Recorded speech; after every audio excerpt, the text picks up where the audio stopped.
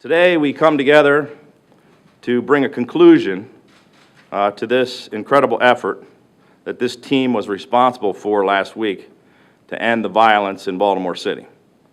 As of this morning, I am pleased to report that all National Guard, state police, and other police personnel and all the assets that we brought in have now been removed from the city, and I have rescinded the executive order which instituted the state of emergency. Together, we have survived troubled times in Baltimore that we haven't seen in more than 40 years.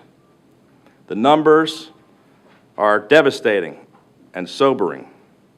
Approximately 250 businesses, the majority of which are minority-owned, were either destroyed, burned, or looted. More than 170 cars were severely vandalized, including many that were set on fire for the world to see. There were 159 different fires set in the city just on Monday night alone.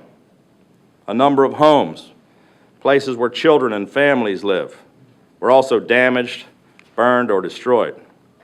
130 brave police officers were injured and hospitalized in the line of duty, along with some firefighters as well. Within hours of the crisis beginning, our team also established an important new initiative to channel the generosity of our people. The Governor's office set up MarylandUnites.org. Through this effort, we marshaled the services of nearly 3,000 volunteers, and to date, we've collected more than $300,000 in donations that will be shared with charitable organizations in the city.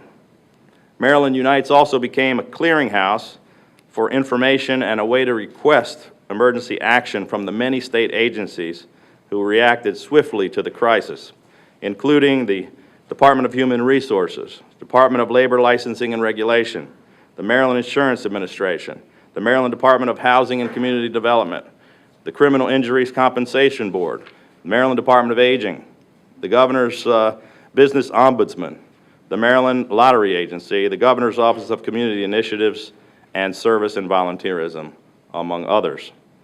It was clear to me that our state employees are some of the hardest working people in Maryland. Throughout the course of last week, under the most difficult of circumstances, I was consistently impressed with the professionalism and commitment of these individuals. They are truly an asset to our state. This morning, we announced that we will invest $68 million to fund the 2% cost of living adjustment for state employees. Even before the crisis in Baltimore, I made it clear that I believed that they deserved a raise, and I wanted to find a way to pay for it. We're pleased to be able to take this action today, which, as I mentioned earlier, is State Employee Appreciation Day.